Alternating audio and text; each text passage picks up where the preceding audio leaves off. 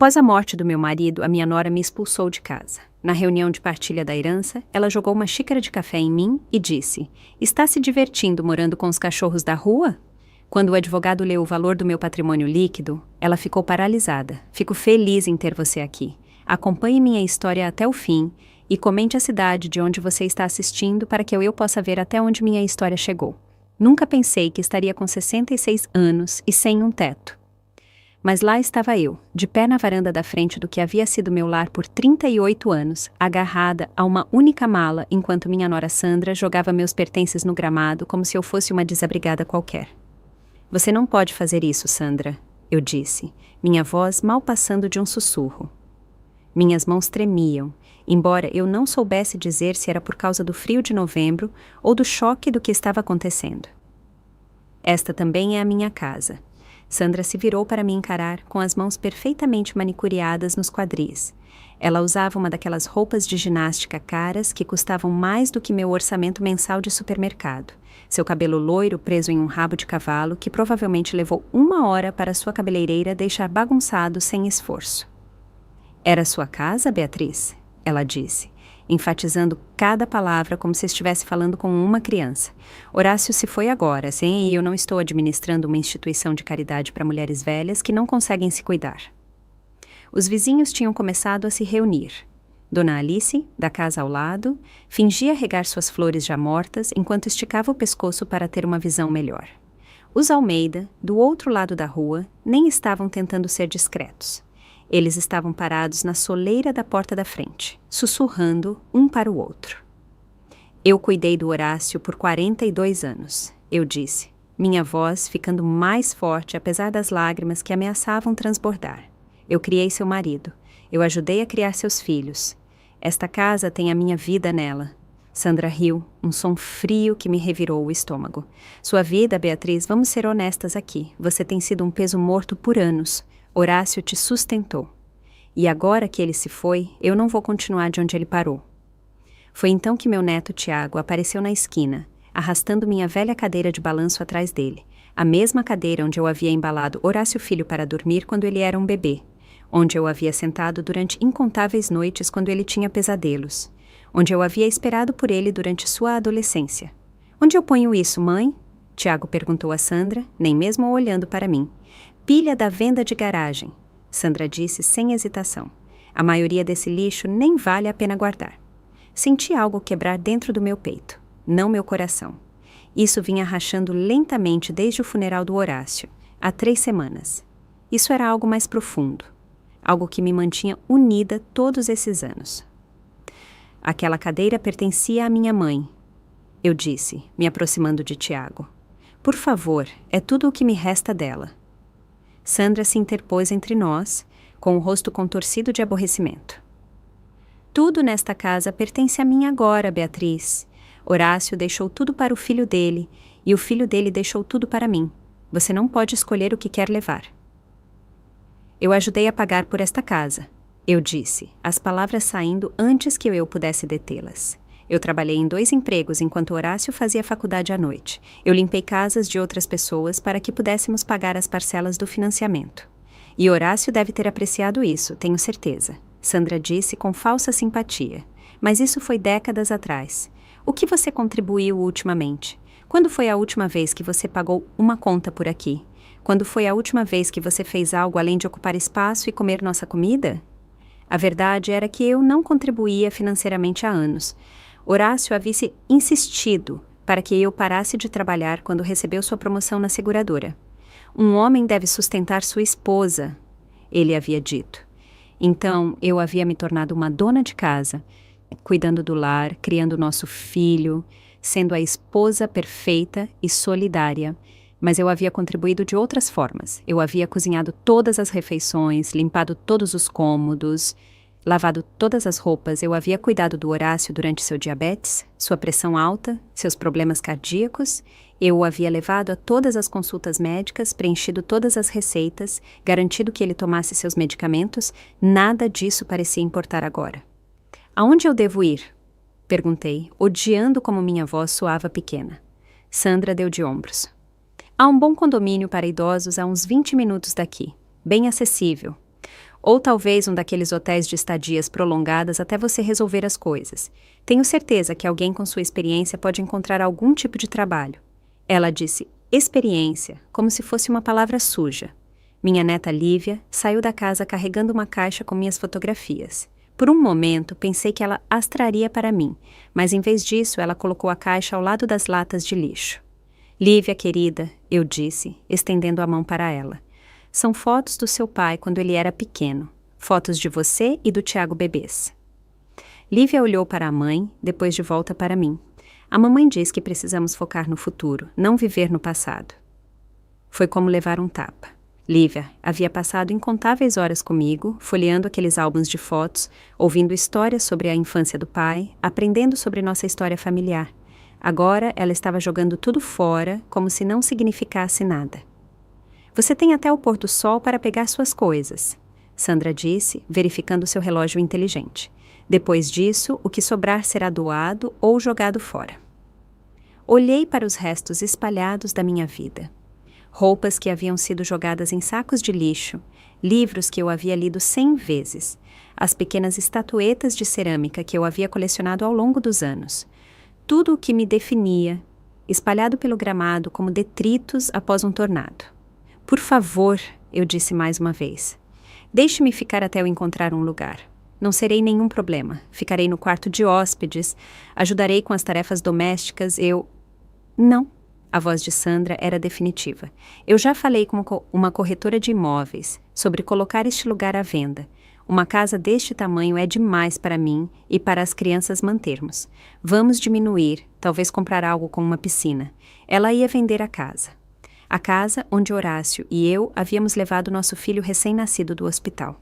A casa onde havíamos celebrado aniversários e feriados.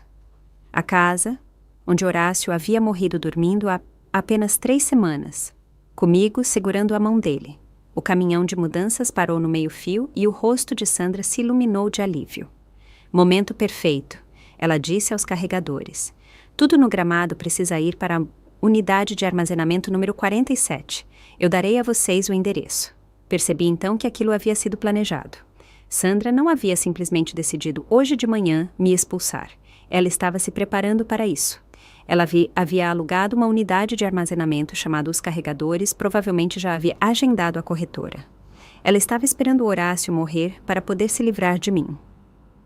Enquanto os carregadores começavam a carregar meus pertences em seu caminhão, eu fiquei ali sentindo-me como um fantasma, assistindo minha própria vida sendo apagada. Os vizinhos ainda estavam olhando, alguns deles balançando a cabeça em desaprovação. Mas nenhum deles se adiantando para ajudar. Dona Alice finalmente se aproximou, com o rosto cheio de pena. Beatriz, querida, se há algo que eu possa fazer...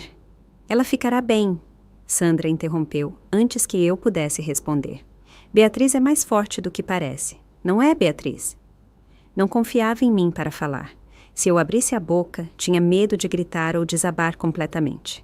Quando o caminhão foi carregado e estava partindo, Sandra me entregou um cartão de visitas. É a instalação de armazenamento. Você tem 30 dias para descobrir o que quer fazer com suas coisas antes que eles comecem a cobrar taxas mensais. 30 dias. 66 anos de vida reduzidos a 30 dias em uma unidade de armazenamento. Enquanto Sandra se virava para voltar para a casa, na minha casa, a casa que não era mais minha, ela parou e olhou para mim. E Beatriz, não venha por aqui incomodando as crianças. Elas precisam de estabilidade agora, não de lembretes de tempos tristes e antigos. A porta se fechou atrás dela com uma finalidade que ecoou em meu peito. Eu fiquei ali na calçada, segurando minha mala, observando as luzes se acenderem nas janelas da casa onde eu havia vivido a maior parte da minha vida adulta. Pela primeira vez, desde o funeral do Horácio, comecei a chorar. Não as lágrimas dignas que eu havia derramado no cemitério, mas soluços feios e desesperados que sacudiam todo o meu corpo. Eu não tinha para onde ir, ninguém para ligar e menos de R$300 na minha conta corrente. Mas enquanto eu estava ali na escuridão crescente, algo que Sandra havia dito continuava ecoando em minha mente. O que você contribuiu ultimamente? Se ela soubesse a verdade sobre o que eu realmente havia contribuído todos esses anos. Se ela soubesse sobre o segredo que eu havia mantido escondido, até mesmo do próprio Horácio, ela estava prestes a descobrir que subestimar Beatriz Vasconcelos foi o maior erro de sua vida. O Motel Sol. Nascente não era o tipo de lugar onde eu jamais imaginei ficar. O carpete estava manchado, as paredes eram finas e o cheiro de cigarros e desinfetante pairava no ar como uma nuvem permanente. Mas era tudo o que eu podia pagar com meu benefício do INSS, e o gerente havia sido gentil o suficiente para me dar uma tarifa semanal quando eu expliquei minha situação. 3 semanas haviam se passado desde que Sandra me expulsou, e eu estava aprendendo o que significava ser invisível. No supermercado, os caixas olhavam através de mim enquanto escaneavam minhas marcas genéricas e itens em promoção. Na lavanderia, pessoas mais jovens passavam por mim como se eu não estivesse ali.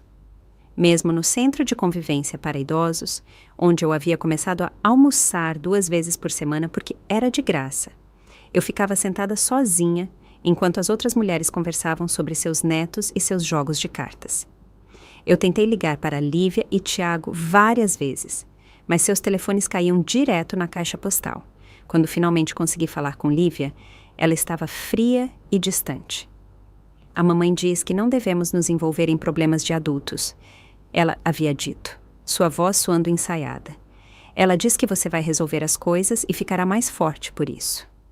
Problemas de adultos, como estar sem um teto aos 66 anos, era algum tipo de exercício de construção de caráter.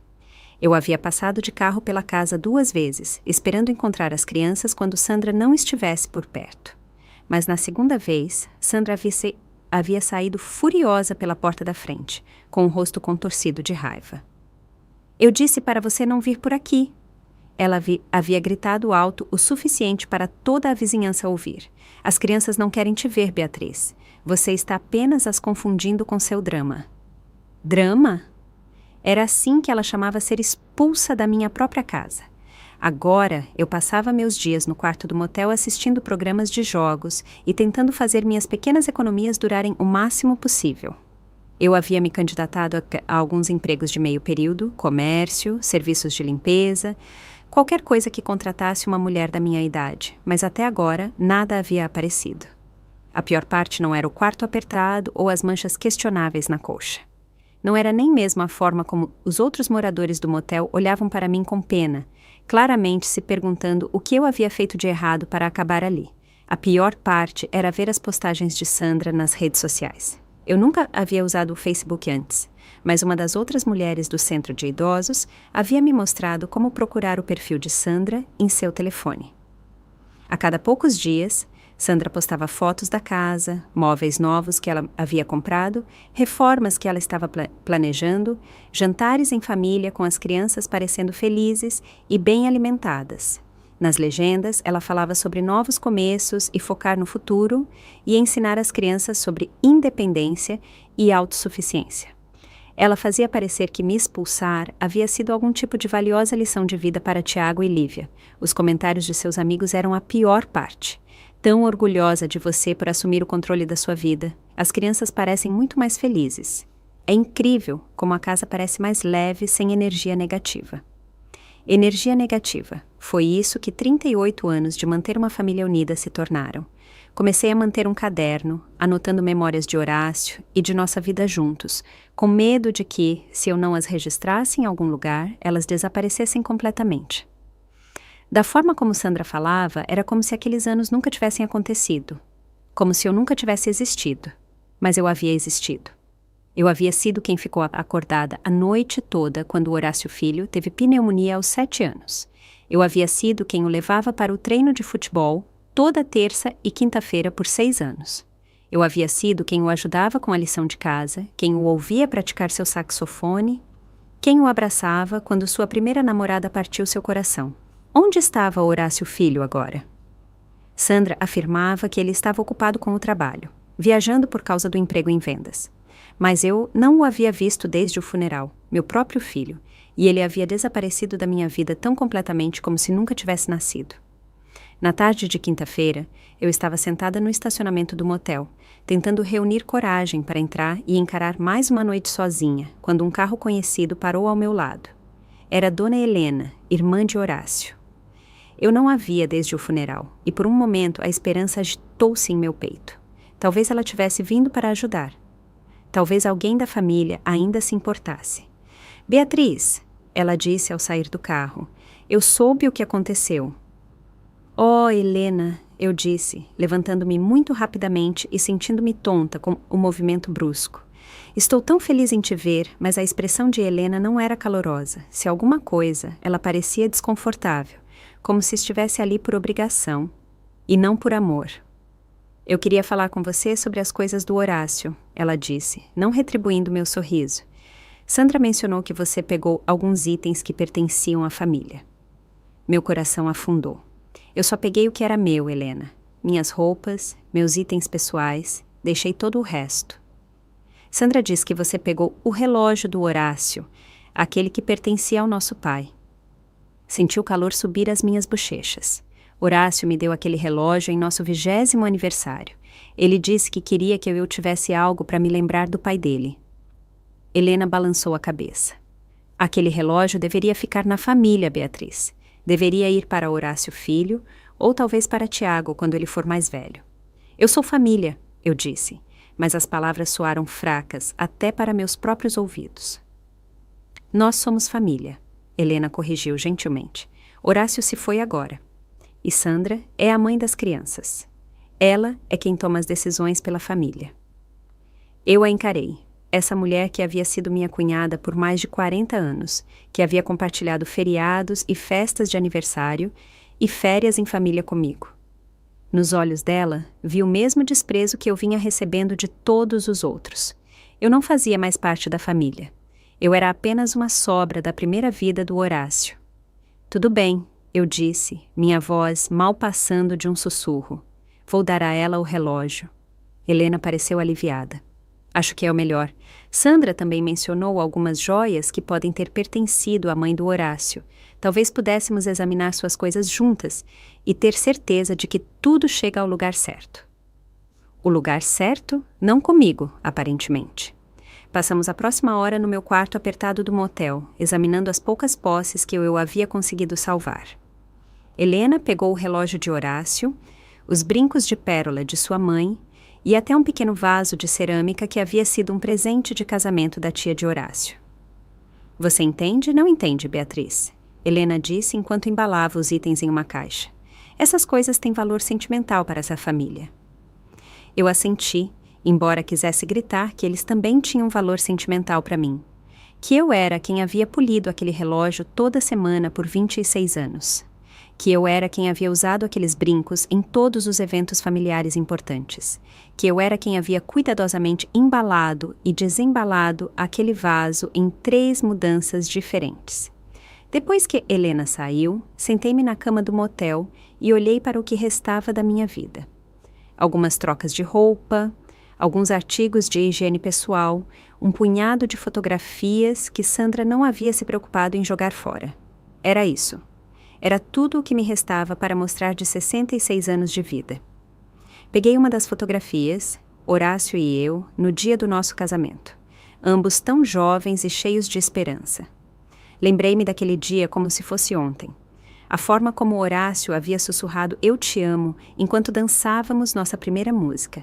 A forma como sua mãe havia chorado lágrimas de felicidade ao me dar as boas-vindas à família. A forma como seu pai havia apertado minha mão e me dito que eu era perfeita para seu filho.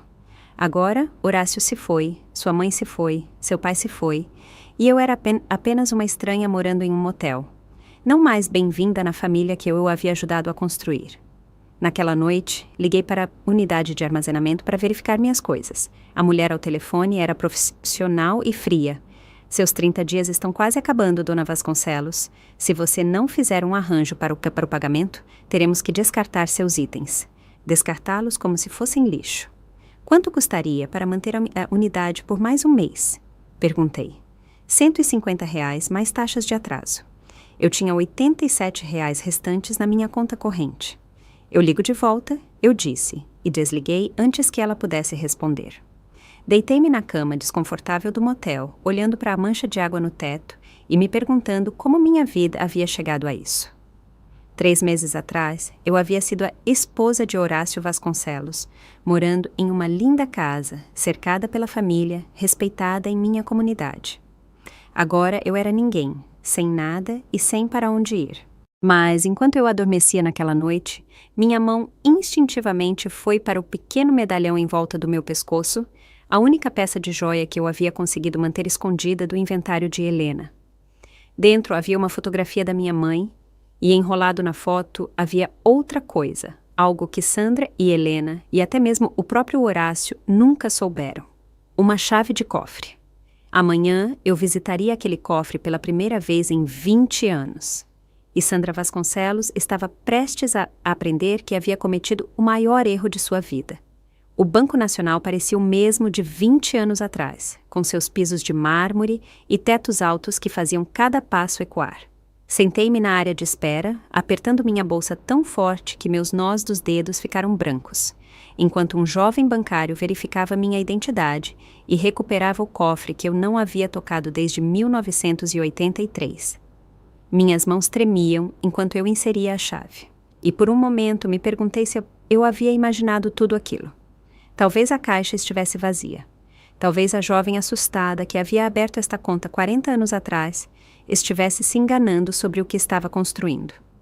Mas quando a porta de metal se abriu, tudo estava exatamente como eu havia deixado. Pilhas de papéis cuidadosamente organizados e embalados em sacos plásticos para protegê-los do tempo.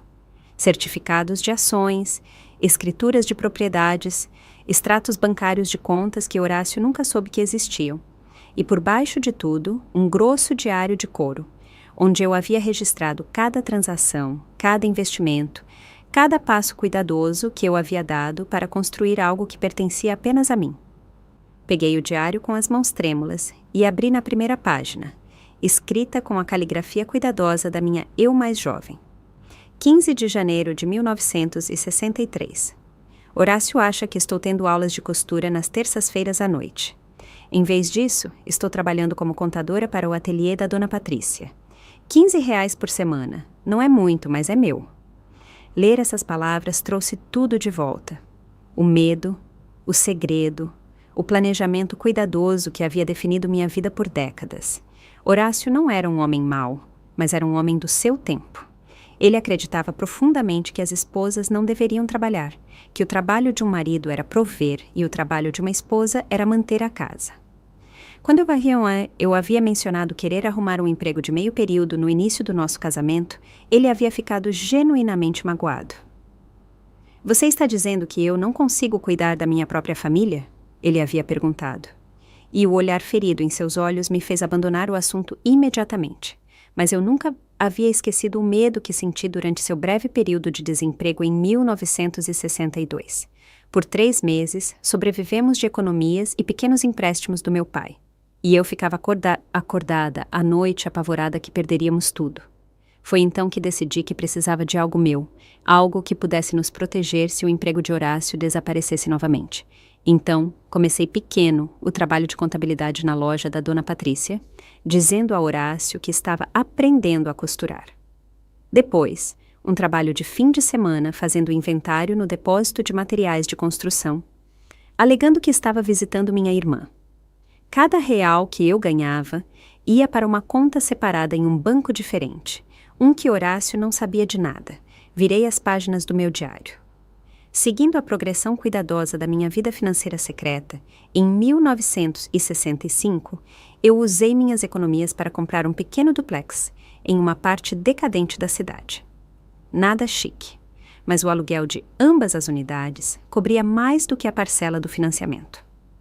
Horácio nunca questionou de onde vinha o dinheiro extra para supermercado e despesas domésticas. Ele estava feliz por ter uma esposa que era tão boa administradora. Em 1970, eu possuía 3 imóveis para aluguel. Em 1975, eu diversifiquei em ações, passando minhas noites de clube de costura na biblioteca, aprendendo sobre investimentos com revistas financeiras e relatórios anuais. Horácio chegava em casa e me encontrava lendo a revista Casa e Jardim, nunca sabendo que eu havia passado a tarde analisando rendimentos de dividendos e relações preço-lucro. Você tem tanta sorte, Beatriz, ele costumava dizer. Você não precisa se preocupar com todo esse estresse financeiro. Você pode apenas se concentrar em deixar nossa casa bonita. Se ele soubesse que, enquanto ele se preocupava com seu pequeno salário e modesta aposentadoria, eu estava silenciosamente construindo uma carteira de investimentos que o teria chocado. O bancário pigarreou suavemente. Dona Vasconcelos, está tudo bem? Percebi que eu estava sentada ali por 20 minutos, perdida em memórias. Sim, estou bem. Poderia ter um tempo sozinha com o cofre, por favor? Quando ele saiu, peguei meus extratos bancários mais recentes, aqueles que eu estava com muito medo de olhar desde a morte do Horácio. Eu estava tão focada em interpretar a viúva enlutada, em ser a pessoa que todos esperavam que eu fosse, que eu havia ignorado o império financeiro que eu havia passado 40 anos construindo. Os números nas páginas me deixaram tonta. Minha carteira de ações, cuidadosamente gerenciada por uma corretora que me conhecia apenas como B. Vasconcelos valia R$2.300.000. As propriedades imobiliárias, agora 8 imóveis em vários estágios de valorização, eram avaliadas em outros R$3.100.000. E os investimentos em negócios, as pequenas empresas que eu havia apoiado silenciosamente ao longo dos anos, haviam crescido para algo que eu mal reconhecia.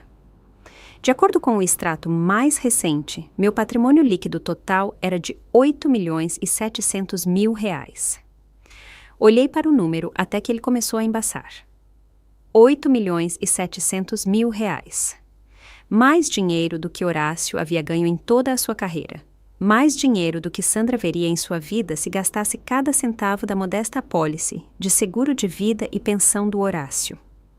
E ela havia me expulsado como se eu não valesse nada. Pensei nas últimas 3 semanas. As noites em que eu ficava acordada naquele terrível quarto de motel, me perguntando como eu compraria mantimentos.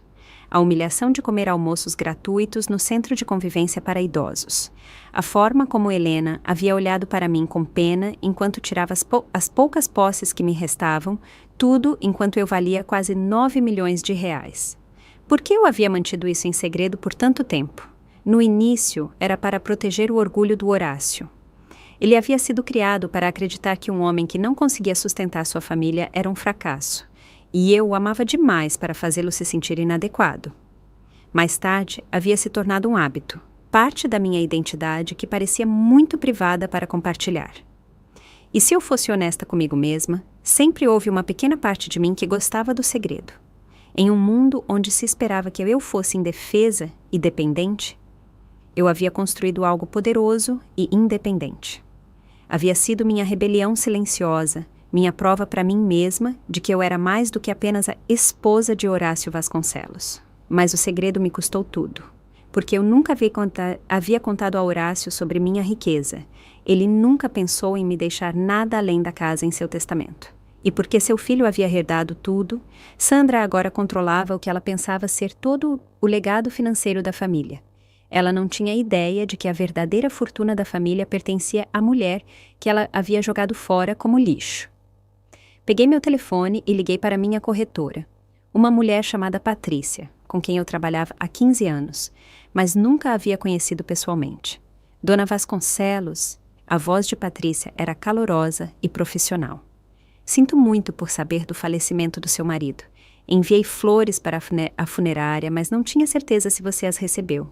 Obrigada, Patrícia. Elas eram lindas. Fiz uma pausa, reunindo coragem. Eu preciso fazer algumas mudanças nas minhas contas. Claro? Em que posso ajudar hoje? Respirei fundo. Eu quero liquidar algumas das minhas aplicações. Vou precisar de acesso a dinheiro bem rápido. De quanto estamos falando? Olhei em volta do pequeno cofre do banco, pensando no rosto presunçoso de Sandra enquanto ela jogava meus pertences no gramado. Pensando na forma como ela havia rido quando eu disse que a casa tinha minha vida nela. Pensando em suas postagens nas redes sociais sobre novos começos e energia negativa. 2 milhões para começar, eu disse. Tenho algumas compras a fazer. Houve uma breve pausa. Isso é bastante liquidez, Dona Vasconcelos. Posso perguntar o que você está planejando? Quero ter certeza de que estruturamos isso da forma mais eficiente em termos fiscais possível.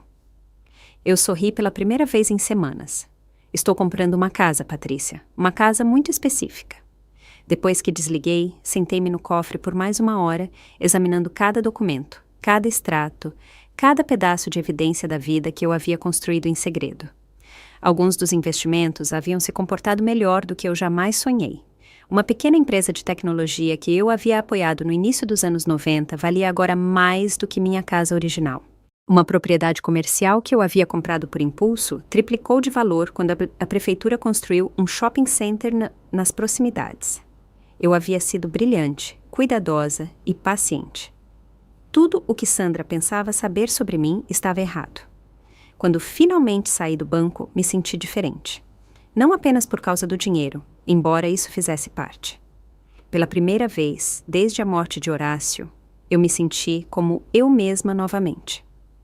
Não a viúva indefesa de quem todos sentiam pena, não o fardo que Sandra havia descartado, mas Beatriz Vasconcelos, a mulher que havia silenciosamente construído um império, enquanto todos ao seu redor presumiam que ela era apenas uma dona de casa.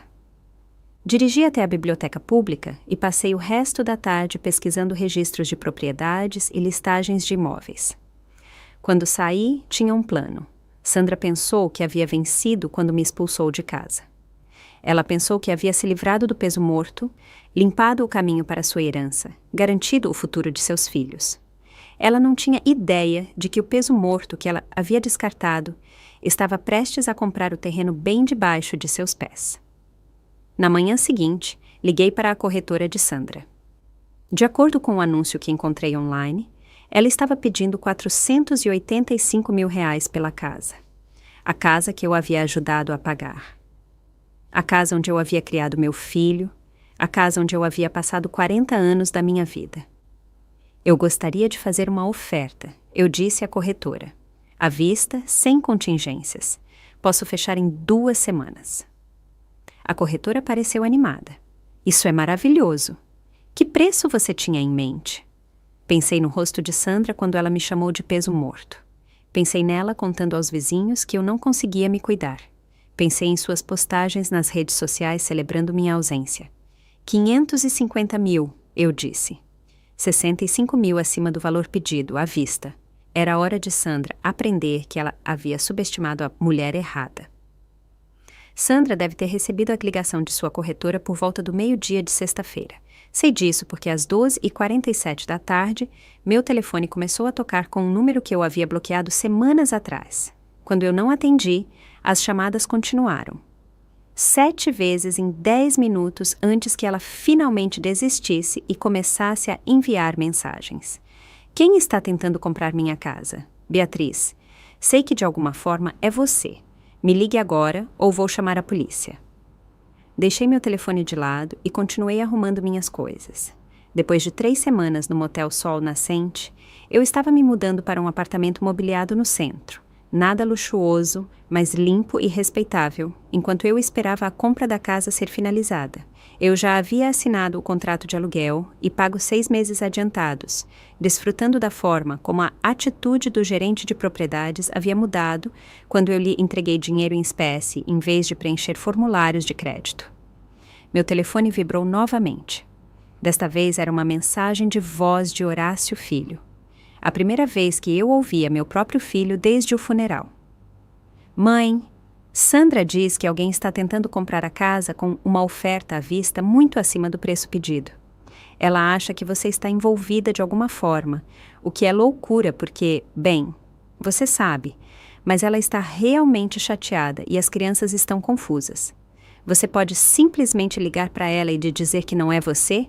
Ela está enlouquecendo todo mundo. Quase ri. Até meu próprio filho não conseguia imaginar que eu pudesse ter acesso a esse tipo de dinheiro. Para ele, eu ainda era apenas a viúva indefesa que havia vivido da generosidade do pai dele. Em vez de ligar de volta, dirigi até o escritório de imóveis e me encontrei com a agente de Sandra, uma mulher alegre chamada Joana, que não tinha ideia de que estava presa no meio de uma guerra familiar. Dona Vasconcelos...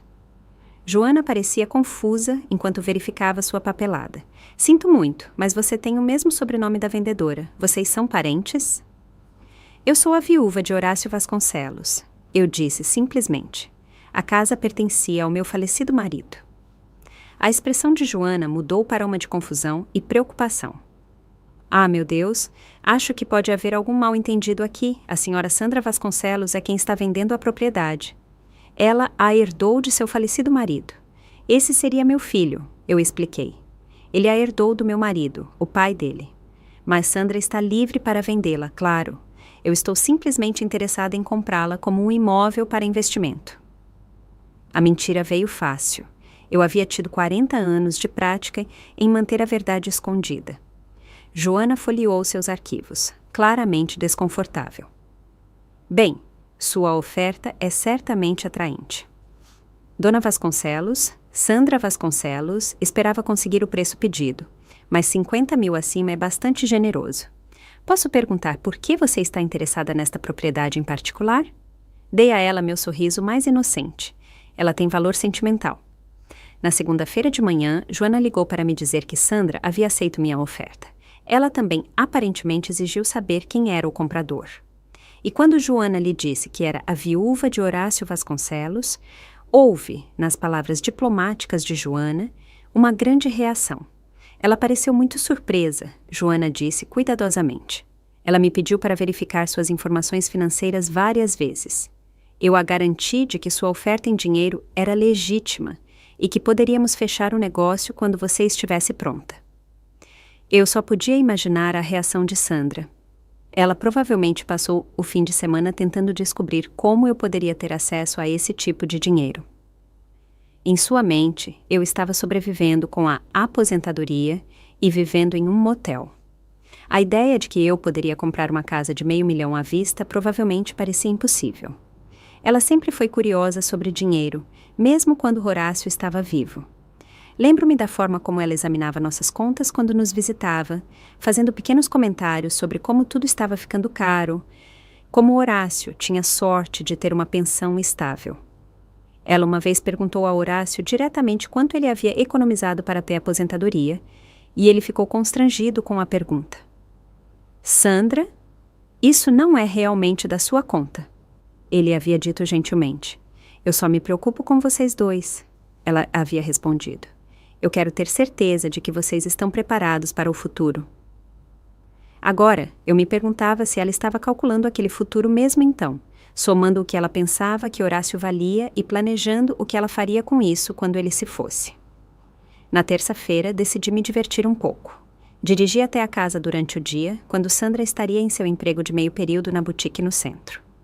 Tiago estava na escola, mas Lívia estava com saudades de casa. Pude vê-la pela janela da sala de estar, enrolada no sofá assistindo TV. Bati na porta e Lívia atendeu de pijama, parecendo surpresa e um pouco culpada ao me ver. Vovó Beatriz, ela olhou por cima do ombro nervosamente. A mamãe não está aqui? Eu sei, querida. Eu só queria ver como você estava se sentindo. Sua avó Helena mencionou que você estava resfriada. Lívia assentiu, mas não me convidou para entrar. Estou bem, só ficando em casa da escola hoje. Você está comendo suficiente? Tomando suas vitaminas? Eu enfiei a mão na minha bolsa e peguei uma nota de R$20. Aqui, peça para sua mãe pedir uma sopa para o almoço. Sopa de galinha é a melhor quando você está doente. Lívia olhou para o dinheiro como se fosse um objeto estranho. Vovó, onde você conseguiu isso? A pergunta partiu meu coração. Em sua mente, eu era tão pobre que R$20 era suspeito. Eu tenho administrado meu dinheiro com cuidado, eu disse. Agora pegue isso e compre algo saudável para comer. Ela pegou o dinheiro relutantemente, ainda parecendo confusa. Vovó, você está bem? A mamãe disse que você estava morando em um motel e não podia pagar para manter as coisas do vovô. Sua mãe estava enganada sobre muitas coisas, eu disse gentilmente. Estou muito bem, querida. Melhor do que bem, na verdade. Pude ver as engrenagens girando na cabeça de Lívia. Você está recebendo ajuda de alguém? A mamãe diz que o governo às vezes ajuda pessoas idosas que não conseguem se cuidar. Pessoas idosas que não conseguem se cuidar. Foi assim que Sandra me descreveu para minha própria neta. Lívia, querida, quero que você saiba que sempre fui capaz de cuidar de mim mesma. Também tenho cuidado de outras pessoas por muito tempo. Às vezes, os adultos não entendem tudo o que está acontecendo ao seu redor, mesmo quando pensam que sim. Ela assentiu lentamente, embora eu pudesse perceber que ela realmente não entendia. Você vai dizer à sua mãe que eu passei para ver como você estava? Devo contar a ela sobre o dinheiro? Eu sorri. Você pode contar o que quiser, querida. Naquela noite, Sandra me ligou diretamente. Desta vez eu atendi. Que diabos você está tentando fazer, Beatriz? Sem saudação, sem gentilezas. Não estou tentando nada, Sandra. Soube que você estava vendendo a casa e estou interessada em comprá-la. Com que dinheiro? A voz dela era áspera, cheia de suspeita. Você está morando em um motel. Você não podia nem pagar para manter as coisas do Horácio no depósito. Encontrei uma maneira de conseguir financiamento. Eu disse calmamente. Às vezes as coisas dão certo melhor do que o esperado. Que tipo de financiamento? Quem lhe daria um empréstimo para tanto dinheiro? Pude ouvir o pânico rastejando em sua voz. Em sua mente, ela havia calculado todos os ângulos, controlado todas as variáveis. A ideia de que eu pudesse ter recursos que ela não conhecia era claramente aterrorizante para ela. É um empréstimo privado, eu disse, de alguém que acredita em mim. Eu quero saber quem está te dando esse dinheiro e por quê. Sandra, não te devo nenhuma explicação sobre meus arranjos financeiros. Você queria vender a casa e eu quero comprá-la. É uma transação de negócio simples. Não há nada de simples nisso e você sabe disso. A voz dela estava ficando mais aguda, mais frenética. Você está tentando me manipular de alguma forma. Você está tentando me fazer parecer mal. Estou tentando comprar uma casa que eu gostaria de possuir, nada mais, nada menos. Houve uma longa pausa. Quando Sandra falou novamente, sua voz estava diferente, mais fria, mais calculista. Se você conseguir de alguma forma reunir o dinheiro para esta casa, o que te faz pensar que eu vou deixar você tê-la? Eu poderia retirar minha aceitação. Eu poderia me recusar a vender para você. Você poderia, eu concordei, mas você já assinou o contrato de compra e venda. E Joana me disse que você já gastou bastante dinheiro se preparando para a mudança. Depósitos em um novo lugar, despesas de mudança. Seria caro desistir agora. Outra pausa. Você estava planejando isso, não estava? Todo esse ato de viúva indefesa foi apenas uma atuação. Eu nunca fingi ser indefesa, Sandra. Você apenas presumiu que eu era. De onde vem esse dinheiro, Beatriz? Eu sei que você não tinha quando Horácio morreu. Você fez um empréstimo com garantia de imóvel? Você vendeu algo valioso que pertencia à família?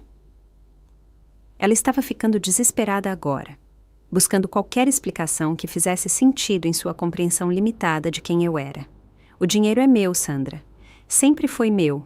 Isso é impossível. Horácio te sustentou durante todo o seu casamento. Você nunca trabalhou. Você nunca teve acesso a esse tipo de dinheiro. Não tem como você ter esse tipo de dinheiro, a menos que eu tenha tirado de outro lugar. Senti uma raiva familiar subindo em meu peito. O mesmo sentimento que eu tive quando ela jogou meus pertences no gramado. Você não sabe nada sobre minhas contribuições para esta família, Sandra. Você não sabe nada sobre mim. Eu sei o suficiente. Eu sei que você está aprontando algo e vou descobrir o que é. A linha ficou muda. Coloquei meu telefone de lado e olhei em volta do meu novo apartamento pensando nas palavras de Sandra. Ela estava certa em uma coisa. Eu havia planejado isso de certa forma. Não conscientemente, não com vingança em mente, mas por 40 anos, eu havia construído algo que poderia me proteger quando eu mais precisasse. Eu simplesmente nunca imaginei que precisaria de proteção da minha própria família. Na manhã seguinte, recebi uma ligação de Joana. Dona Vasconcelos, tenho algumas notícias incomuns. A vendedora está solicitando documentação adicional sobre seu financiamento. Ela quer prova de fundos, extratos bancários, cartas de verificação do seu credor. Isso é bastante incomum para uma transação à vista, não é? Muito incomum. Normalmente, a prova de fundos é suficiente. Ela parece preocupada com... Bem, ela mencionou algo sobre disputas familiares e querer ter certeza de que tudo é legítimo. Eu sorri. Diga a Sandra que ela pode ter toda a documentação que quiser. Agende uma reunião para sexta-feira de manhã. Eu trarei tudo o que ela precisa ver. Você tem certeza? Você não é obrigada a fornecer esse nível de detalhe. Tenho certeza, é hora de algumas coisas serem esclarecidas. A sexta-feira de manhã não podia chegar rápido o suficiente. Sandra pensou que iria me expor como uma fraude, provar que eu estava de alguma forma trapaceando para comprar a casa. Em vez disso, ela estava prestes a aprender que a mulher que ela havia descartado como um peso morto inútil valia mais dinheiro do que ela jamais sonhara, e isso era apenas o começo. O escritório de advocacia Oliveira e Associados estava localizado em um daqueles antigos edifícios do centro com tetos altos e painéis de madeira escura, que deveriam fazer você sentir que negócios importantes estavam sendo conduzidos. Cheguei 15 minutos mais cedo, usando o vestido azul marinho que eu havia usado no funeral do Horácio, a única roupa formal que eu havia conseguido salvar da limpeza de Sandra em meus pertences. Sandra já estava lá quando entrei na sala de conferências, sentada na extremidade de uma longa mesa de mogno com uma pilha de papéis à sua frente. Ela havia trazido reforços. Horácio Filho sentou-se à sua direita, parecendo desconfortável em uma camisa social amassada. E Helena sentou-se à sua esquerda, usando a mesma expressão de desaprovação que ela tinha quando pegou o relógio de Horácio do meu quarto de motel. Beatriz, Helena disse com um sorriso forçado. Estou surpresa em vê-la aqui. Está? Coloquei minha bolsa e sentei-me em frente a eles. Sandra solicitou esta reunião para discutir a documentação financeira. Presumi que toda a família gostaria de estar envolvida. O advogado de Sandra, um homem magro com óculos de arame, pigarreou. Dona Vasconcelos, a senhora mais velha. Devo esclarecer que esta reunião é um tanto irregular. Minha cliente tem preocupações sobre a origem dos fundos para a compra de sua casa, e ela solicitou a verificação de sua capacidade financeira. Claro, eu disse agradavelmente. Trouxe tudo o que você pediu. Enfiei a mão na minha bolsa e puxei uma pasta grossa com extratos bancários, relatórios de investimentos e registros de propriedades. Enquanto os espalhava sobre a mesa, observei os olhos de Sandra se arregalarem ligeiramente. Estes são extratos das minhas contas correntes e poupança principais, eu disse, apontando para o primeiro conjunto de papéis. Como você pode ver, tenho ativos líquidos suficientes para cobrir a compra da casa sem financiamento. Horácio Filho inclinou-se para a frente, apertando os olhos para os números. Mãe, esses números, eles não podem estar certos. Sandra arrancou os papéis das mãos dele, o rosto ficando pálido enquanto ela examinava os números. Isso é falso, tem que ser falso. Garanto que não, eu disse calmamente. Doutor Oliveira, presumo que o senhor vai querer verificar isso diretamente com as instituições financeiras. O advogado assentiu, fazendo anotações em seu bloco de notas. Esse é o procedimento padrão para transações desse porte. Desse porte? A voz de Sandra estava ficando estridente. Que porte? De quanto dinheiro estamos falando aqui? Peguei outro conjunto de documentos. Estes são os extratos da minha carteira de investimentos. Ações, títulos, fundos mútuos, todos gerenciados por Patrícia Lemos, da Meridian Investimentos. Fique à vontade para ligar para ela diretamente. Helena pegou um dos extratos, as mãos tremendo ligeiramente. Beatriz, isso diz que você tem mais de 2 milhões de reais só em ações. 2.300.000, até a semana passada, eu corrigi. O mercado tem sido bom para mim. Horácio Filho estava me encarando como se nunca tivesse me visto antes. Mãe, de onde veio esse dinheiro? O papai nunca mencionou nada sobre investimentos. Seu pai não sabia deles, eu disse simplesmente. A sala ficou em silêncio. Sandra estava freneticamente folheando papéis, seu rosto alternando entre expressões de choque, confusão e raiva crescente. Isso é impossível, ela disse finalmente. Horácio te sustentou durante todo o seu casamento.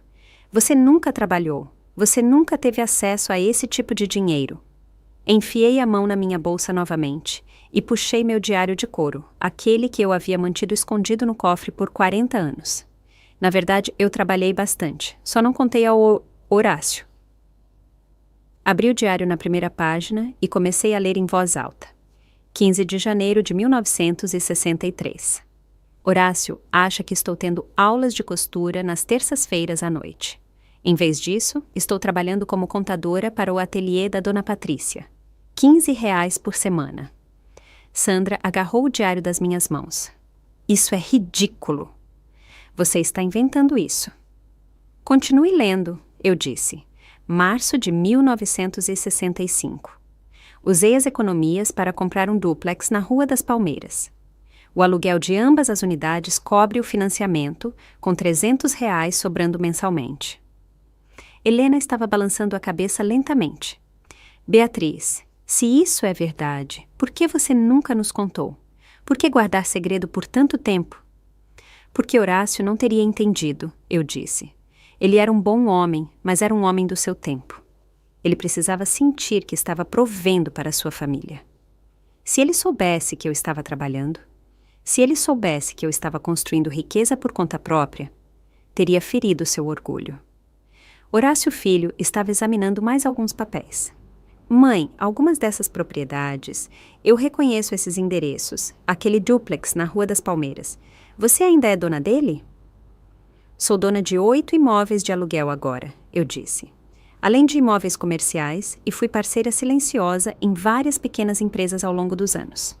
Sandra bateu a mão na mesa com tanta força que todos pularam. Isso é... Você está me dizendo que enquanto Horácio se matava de trabalhar naquela seguradora, preocupado com fundos universitários e poupança para a aposentadoria, você estava sentada em milhões de reais? Eu estava construindo segurança financeira para nossa família. Eu disse firmemente. Horácio nunca teve que se preocupar com dinheiro porque eu garanti que sempre teríamos o suficiente. Mentindo para ele, enganando seu próprio marido. Senti meu temperamento inflamar, protegendo-o, garantindo que, se algo acontecesse com o emprego dele, se ele adoecesse, se a seguradora falhasse, não perderíamos tudo. O que, a propósito, provou ser uma boa decisão quando ele teve seu primeiro ataque cardíaco e não pôde trabalhar por 6 meses. Horácio Filho parecia confuso, mas o seguro de invalidez do papai cobriu esse período. O seguro de invalidez do seu pai cobriu 60% do salário dele, eu disse. O resto veio da minha renda de aluguel. Como você acha que conseguimos manter a casa, manter você na faculdade, manter o mesmo padrão de vida? A verdade se instalava sobre eles como um cobertor pesado. Por 40 anos, eles haviam pensado que Horácio era a base financeira de nossa família. Eles nunca haviam questionado de onde vinha o dinheiro extra quando os tempos eram difíceis. Nunca se perguntaram como sempre parecíamos ter o suficiente para emergências e despesas inesperadas. Sandra ainda estava examinando meus papéis, suas mãos tremendo de raiva. Mesmo que tudo isso seja verdade, mesmo que você de alguma forma tenha conseguido esconder milhões de reais do seu próprio marido, isso não muda nada. Horácio deixou tudo para o filho dele e Horácio, filho, deixou tudo para mim. Essa é a herança legal. Você está absolutamente certa, eu disse. Os bens de Horácio foram para Horácio Filho, e os bens de Horácio Filho vieram para você, mas meus bens pertencem a mim. Helena se manifestou, sua voz incerta. Beatriz, certamente parte desse dinheiro veio da renda do Horácio ao longo dos anos. As leis de bens comuns se aplicariam se Horácio soubesse do dinheiro e contribuísse para ele, o advogado interveio. Mas se a dona Vasconcelos construiu essa riqueza independentemente usando renda de que seu marido não tinha conhecimento, provavelmente seria considerada propriedade separada. O rosto de Sandra estava vermelho brilhante agora. Isso é insano! Você não pode ter sido casada com alguém por 42 anos e mantido milhões de reais em segredo deles. Eu posso e eu fiz, eu disse calmamente. Toda terça-feira à noite, quando eu dizia a Horácio que estava no clube de costura, eu estava na verdade em meus clientes de contabilidade ou verificando minhas propriedades. Todo sábado, quando eu dizia que estava fazendo compras com as amigas, eu estava me encontrando com empreiteiros ou potenciais inquilinos. Toda vez que eu dizia a ele que tinha conseguido um bom negócio no supermercado, era porque minha renda de aluguel estava cobrindo nossas despesas domésticas. Horácio Filho estava me olhando como se nunca tivesse me visto antes. Mãe, por que você não me contou? Mesmo depois que o papai morreu, por que você não disse nada? A pergunta pairou no ar, e por um momento senti o peso de todos aqueles anos de segredo. Por que eu não lhes contei? Por que eu deixei Sandra me expulsar da minha própria casa quando eu tinha o poder de impedi-la? Porque eu queria ver quem você realmente era. Eu disse finalmente. Eu queria ver como você me trataria quando pensasse que eu não tinha nada a oferecer. O silêncio que se seguiu foi ensurdecedor. Sandra foi a primeira a falar, sua voz mal passando de um sussurro. Você me deixou te expulsar, você me deixou te humilhar na frente de toda a vizinhança. Você me viu lutar com os pagamentos da casa e as despesas das crianças e você não disse nada. Eu vi você comemorar por se livrar de mim. Eu corrigi. Eu vi você postar nas redes sociais sobre seu novo começo e seu alívio por limpar a energia negativa. Eu vi você dizer aos meus netos que eu era muito velha e inútil para fazer parte da vida deles. Horácio Filho enterrou o rosto nas mãos. Oh, Deus, mãe, o que nós fizemos? Sandra se levantou abruptamente, sua cadeira raspando no chão. Não vou deixar você virar isso e nos fazer de vilões. Você enganou a todos. Você mentiu para sua própria família por décadas. Eu protegi minha família por décadas, eu disse, levantando-me para encará-la. Mas essa família se foi agora. Horácio está morto e você deixou bem claro que eu não sou bem-vinda na nova versão. Enfiei a mão na minha bolsa mais uma vez e puxei um envelope grosso. Dr. Oliveira, estes são os documentos para a compra da casa. Como você pode ver, estou pagando à vista. 65 mil acima do preço pedido. Eu gostaria de fechar o negócio o mais rápido possível. O rosto de Sandra ficou branco. Você não pode fazer isso. Eu posso fazer o que quiser com meu dinheiro, Sandra, assim como você fez com o do Horácio. Reuni meus documentos financeiros e os coloquei de volta na minha pasta. Acho que terminamos aqui. Dr. Oliveira, por favor, me avise quando o fechamento estiver agendado. Enquanto eu caminhava em direção à porta, a voz de Sandra me seguiu, aguda e desesperada. Isso não acabou, Beatriz. Eu vou lutar contra isso. Eu vou encontrar uma maneira de provar que esse dinheiro não é realmente seu. Parei na porta e me virei para olhá-la. Sandra, eu tenho 40 anos de documentação provando cada real que eu ganhei e cada investimento que eu fiz. Tenho testemunhas, parceiros de negócios e instituições financeiras que podem verificar minha história. O que você tem? Ela abriu a boca, mas nenhuma palavra saiu. Foi o que pensei, eu disse. Aproveite o resto do seu novo começo. Ao sair daquela sala de conferências, pude ouvir Sandra chorando atrás de mim. Não lágrimas de tristeza, mas lágrimas de raiva e descrença.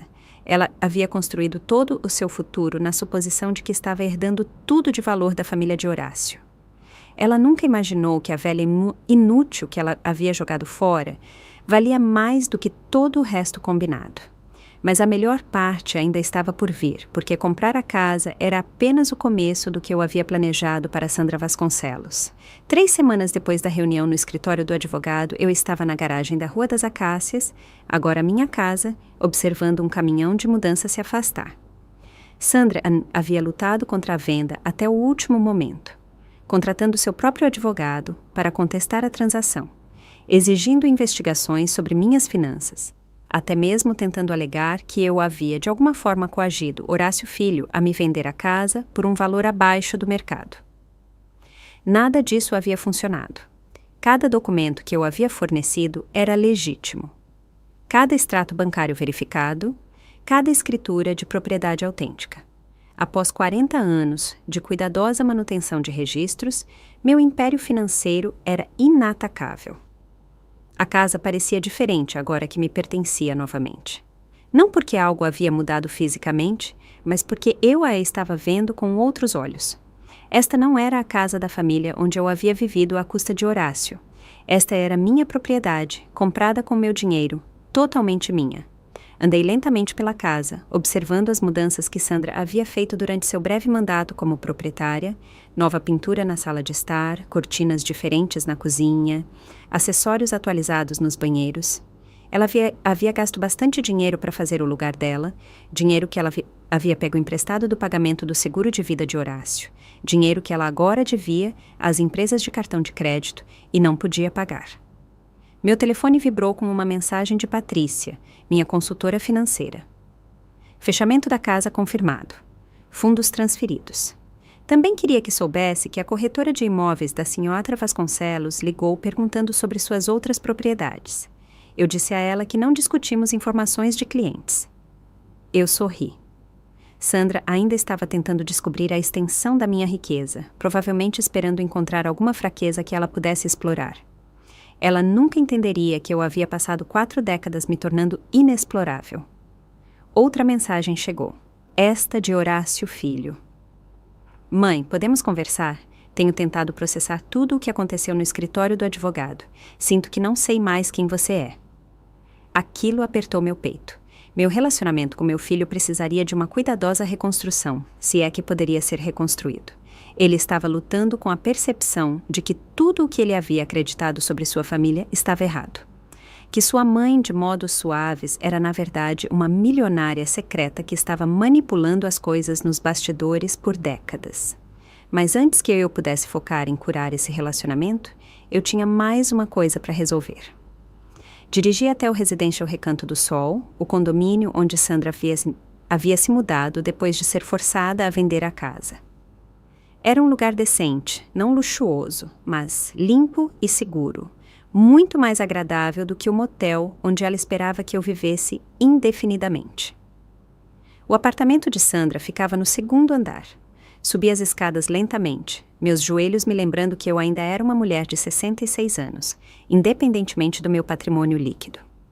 Quando bati na porta, houve uma longa pausa antes que ela se abrisse. Sandra parecia terrível. Seu cabelo estava sujo, suas roupas amassadas e seus olhos estavam vermelhos de tanto chorar ou falta de sono, ou ambos.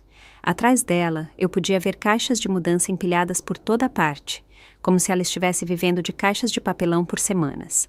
"O que você quer?" ela perguntou, sem me convidar para entrar. "Eu queria ver como você estava se acomodando." Ela riu amargamente. "Me acomodando? Estou me afogando, Beatriz. Os cartões de crédito que usei para reformar a casa estão estourados. As despesas de mudança esgotaram o que restava do seguro de vida do Horácio. Mal consigo pagar este lugar e certamente não consigo pagar os aumentos de aluguel de que estão falando para o próximo ano. Sinto muito em ouvir isso." Você realmente sente muito. Ou você está aqui para se gabar?" Olhei para o apartamento, onde pude ver Lívia e Tiago sentados em um sofá que parecia ter vindo de um brechó.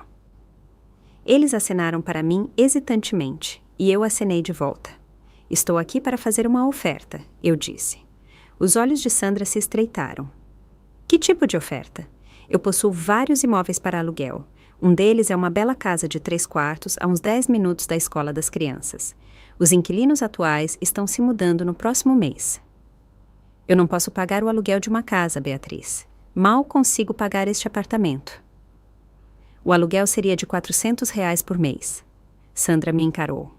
400? Isso é impossível. Uma casa de 3 quartos aluga por pelo menos 1.200 nesta área. Não a minha casa, não para você." Ela ficou em silêncio por um longo momento, e pude ver sua mente trabalhando, tentando descobrir a pegadinha. "Por que você faria isso?" ela perguntou finalmente. "Porque apesar de tudo do que aconteceu entre nós, Lívia e Tiago ainda são meus netos. Eles não deveriam ter que sofrer porque a mãe deles tomou algumas decisões ruins." "Decisões ruins", a voz de Sandra começou a subir. "Decisões ruins. Você é quem mentiu para todo mundo por 40 anos. Você é quem enganou seu próprio marido. Você é quem me deixou me humilhar me expulsando quando podia ter impedido a qualquer momento." "Você está certa", eu disse calmamente. "Eu poderia ter impedido. Eu poderia ter te contado sobre meu dinheiro no dia em que você me expulsou de casa. Eu poderia ter te dado um cheque para cobrir as despesas do funeral do Horácio, em vez de te ver estressada com o custo. Eu poderia ter ajudado com os fundos universitários das crianças, ou com os reparos da casa, ou com qualquer um dos 100 outros problemas financeiros que você mencionou ao longo dos anos." Sandra estava chorando agora, lágrimas feias que borravam sua maquiagem. "Então por que você não fez?" "Porque eu queria ver quem você realmente era quando você pensava que eu não tinha nada que eu oferecer. Eu queria ver se a mulher que meu filho casou mostraria gentileza a uma velha viúva indefesa ou se ela a jogaria fora como lixo no momento em que ela se tornasse inconveniente." As palavras pairaram entre nós como um julgamento. "E agora você sabe", Sandra disse baixinho. "Agora eu sei." Peguei minha bolsa e puxei um contrato de aluguel que eu havia pedido ao meu advogado para redigir. "A oferta está de pé. R$ 400 por mês, incluindo as contas, contrato mês a mês. Então, se você encontrar algo melhor, pode sair a qualquer momento." Sandra pegou os papéis com as mãos trêmulas. "Qual é a pegadinha?" "Tem que haver uma pegadinha." "Nenhuma pegadinha. Mas há condições. Por exemplo, você não fala mal de mim para as crianças. Você não tenta virá-los contra mim ou envenená-los com seu ressentimento. Quaisquer problemas que você e eu tenhamos, os mantemos entre nós. Sandra assentiu lentamente. E você arruma um emprego. Um emprego de verdade, não um varejo de meio período.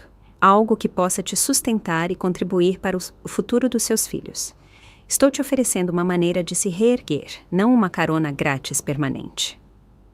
Ela ficou em silêncio por um longo tempo, lendo o contrato de aluguel. Beatriz, eu não entendo por que você está fazendo isso depois de tudo o que eu disse a você, tudo o que eu te fiz passar.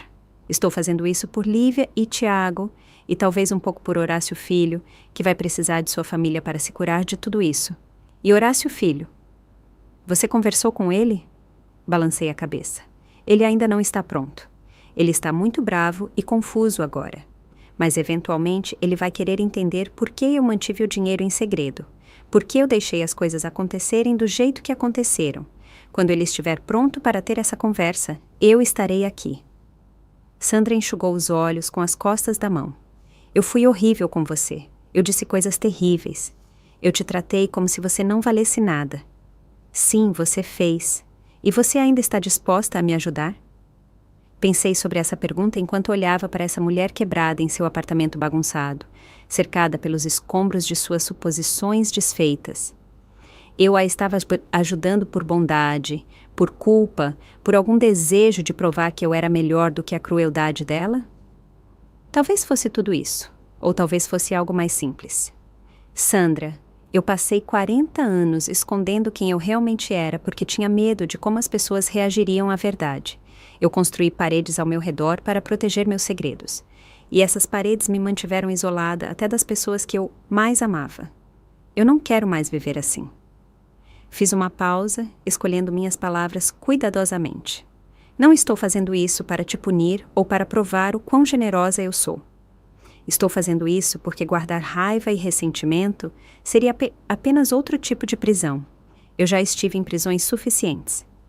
Sandra assinou o contrato de aluguel com lágrimas ainda escorrendo pelo rosto. Enquanto eu me preparava para sair, ela segurou meu braço. Beatriz, você acha que há alguma chance de recomeçarmos? Não voltar ao que era, mas talvez construir algo diferente. Olhei para ela por um longo momento. Esta mulher que havia me causado tanta dor, que havia revelado verdades tão feias sobre si mesma quando pensava que detinha todo o poder. Eu não sei, eu disse honestamente, mas acho que nós duas devemos a essas crianças lá dentro tentar.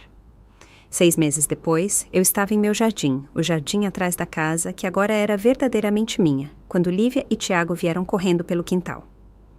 Sandra havia cumprido sua palavra sobre a procura de emprego, e agora trabalhava como assistente administrativa em um consultório médico. Não era um trabalho glamuroso, mas era estável, e ela parecia estar orgulhosa de sua independência. Vovó Beatriz, Lívia chamou. A mamãe diz que você vai nos levar para comprar material escolar amanhã. Se é isso que vocês gostariam de fazer, eu disse, pousando minha tesoura de poda. Tiago olhou para mim com os olhos de Horácio. Vovó, é verdade que você é muito rica? Eu sorri. Estou confortável, querido, mas tipo, muito rica mesmo? A mamãe diz que você poderia comprar o que quisesse. Ter dinheiro não significa comprar tudo o que você quer, eu disse. Significa ter a liberdade de escolher o que é importante para você. O que é importante para você? Lívia perguntou. Olhei para essas 2 lindas crianças, frutos de uma família complicada que estava lentamente aprendendo a se curar. Pensei em Horácio Filho, que havia me ligado na semana passada pela primeira vez, desde a reunião do advogado, perguntando timidamente se poderíamos almoçar juntos. Pensei em Sandra, que estava trabalhando duro, não apenas em seu emprego, mas em se tornar uma versão melhor de si mesma. Família, eu disse. Mas não o tipo de família que exige que você desista de quem você é para pertencer. O tipo de família que te ama exatamente por quem você é. Enquanto as crianças saíam correndo para brincar, recostei-me em minha cadeira de jardim e olhei para a casa que havia testemunhado tanta dor e engano, mas que agora estava se tornando algo novo. As paredes que eu havia construído em torno dos meus segredos finalmente haviam caído. Não da forma destrutiva que eu sempre temi, mas de uma forma que deixou a luz entrar. Pela primeira vez em 40 anos, eu era exatamente quem eu parecia ser. Beatriz Vasconcelos, uma mulher de posses, uma mulher de substância, uma mulher que havia aprendido que a melhor vingança não é a crueldade ou a punição. A melhor vingança é viver bem em seus próprios termos, com as pessoas que realmente merecem seu amor. E eu estava finalmente vivendo completamente bem. Agora, estou curiosa sobre você que ouve minha história. O que você faria se estivesse no meu lugar? Você já passou por algo semelhante? Comente abaixo. E enquanto isso, estou deixando na tela final outras 2 histórias que são favoritas do canal. E elas definitivamente irão te surpreender. Obrigada por assistir até aqui.